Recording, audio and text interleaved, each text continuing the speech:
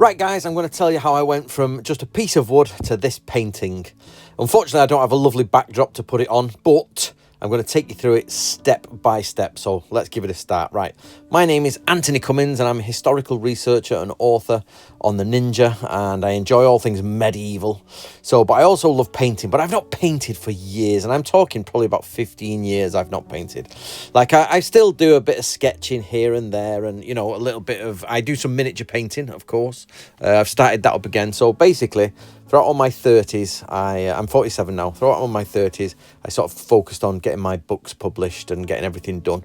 So what I've decided to do is maybe, oh, you can see the boy there on the bottom left. Decided I had to look after him for 10 minutes while I'm painting. One hand with a child, one hand painting. What do you think to that? So I decided I want to find my style, and I speak a lot to my cousin who's an excellent, much better artist than I am, and we're talking about having your own style. And I decided to go for a medieval style, you know, where things, I'm not, to be honest, I love drawing human figures, but it's the worst thing I can draw. At school and at college and everything, I was made to do machinery and buildings. I'm actually not, without sounding too full of myself, I'm actually quite good at that. What I'm terrible at is human form, but I love it. So I really, and I love medieval. I love warriors, obviously. My entire job is based on medieval warrior culture. So I thought, right, let's paint. If you want to know where I've got this, the sort of, or the stands from, it's actually from a miniature from my mini factory. I just looked at a few miniatures and got that. Now have a look at this sword. This sword starts out quite well, right? It actually looks all right, and then by the end I must repaint this sword about 4 times. Also, by the way, if you keep looking, if you keep with the video to the end, you'll see I have to actually almost repaint the entire painting. You wouldn't believe it, but I do some gold leaf around the outside, and I've never done gold leaf before, and wow, that ruined it. It really ruined it. So, but I'll show you as we go along. So I've got to the point now where I've ruined the sword, so I do spend a bit of time on this sword, guys, so I do apologise, but I've ruined it. I tried different things, it just wasn't working. The first time when I did that sword, it looked too clunky. I don't know why. Probably it's too dark on the left to the right. I don't know why, but basically it looked like it was about 2 inches thick, and I couldn't get that thin but slightly angled look to it. I just couldn't do it, and I think probably the shadow next to the light was too much. What do you guys think? So then I started on the chainmail. I sort of gave up on the sword, but I did the chainmail, and as I say, wait for it, guys, I ruined the painting, and I actually have to repaint the entire left side, which is ridiculous. It really is. Now, chainmail is quite difficult because it's, where do you find the highlights? Because each one is individually highlighted, and then of course you get shadowed areas. So that was the problem. Now I want to point out here, I'm making this up 100%. I keep looking at my phone for references for steel and references for armor, and this left hand, this left arm, sorry, I think I did it much better the first time round than the second time round, but unfortunately I think I just had enough by that point.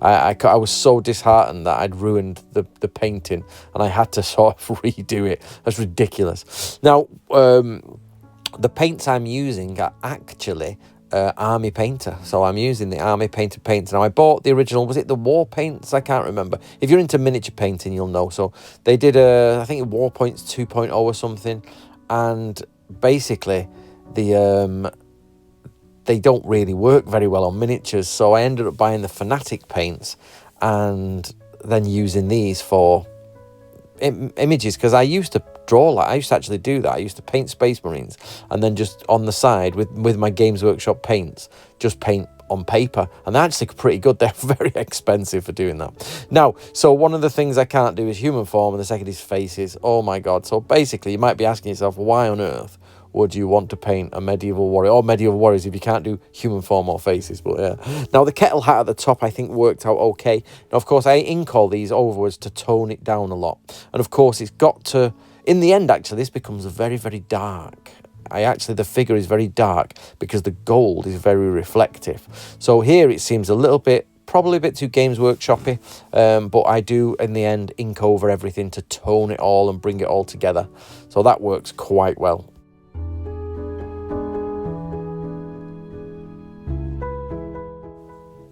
So as you can see there, I'm inking the orange down. So And for those people who are wondering where I'm getting the colours from or where I'm getting the colour scheme from, I actually I am a geek, you know, can you believe it?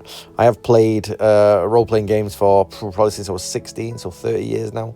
So, of course, over the years, I've built my own worlds and everything. So I did create my own chapters, houses, whatever you want to call them. And in fact, over the last 15 years, I've built a massive fantasy roleplay world. I'd love to publish it one day, but I can't even seem to break away from publishing historical books. So if you don't know, as I say, my name is Anthony Cummins and I go to Japan, get scrolls. I have a small team and we translate and publish them, and then I publish my own books based off those translations, and we look at warrior culture. So I'm trying to break away from that. I've tried to do a little bit of this, a little bit of Chinese culture, but then moving away to Western culture.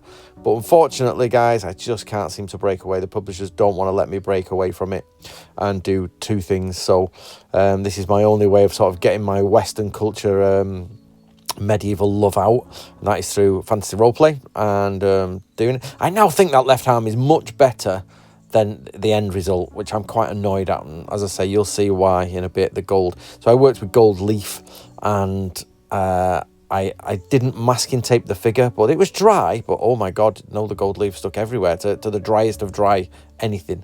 I don't know why. So again, I'm just making it up, guys. So the gauntlets and everything are just made up. The light is coming from the top left corner, which is probably why the sword didn't work, because swords are really weird. They're really difficult to paint, because when you look at them, they don't have shadows in the right place. It's weird, like they have shadows opposite each other, like what normally a shadow is on one side, but in swords, for some reason, the light hits the ridges and then the shadow on the blade, I don't know if there's small indents in them, I really don't know. So I tried many things for this blade, many things. So just to, as you can see, there's some miniatures in the top right corner there, but they're from Hero Quest actually, and I undercoated them in brown from War. What I'm trying to do is do War, basically the army painter. I thought, I like when everything's uniform. I like getting something from everything. You can see I jumped there. I've actually put the pentacles on. Now you can see it's leaked. Now this is a big problem here, guys. Oh, you can see now I'm starting to ink over the shadows, and I pull that ink in to tone the painting down a bit. Now this is a problem. So there you go. I've inked over it. Just tone it down a little bit. Tone his helmet down. And the big problem here, the real big problem, is that I used Posca paints for those thingies. And when I ruined this painting twice. One was with the gold leaf, and one was when I sort of varnished it. I used a varnish for acrylic paints, but whatever the Posca paint is, just stripped it. And this ink, it just stripped it and pulled it everywhere. And it just ruined the entire thing. It was really annoying, but you'll see. You'll see as we go along. So at the minute, I'm working on the legs, but you'll see at the bottom there, I've probably not got the video in shot properly. But basically, I did a scroll around the legs, and there you can see it. I thought, yeah, it'd be nice to have a scroll coming out of the legs, and it just wasn't working.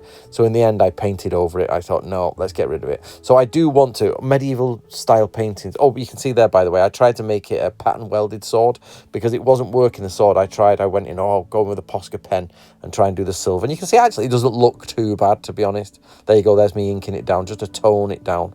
Then I like the white to pop out there a bit, which is quite good. I quite like that bit where we get the white out. Again, oh, by the way, this black, the only thing I didn't use for Army Painter, of course, was the background, because simply put, it would cost you about £50 just to paint it in black on the back like that.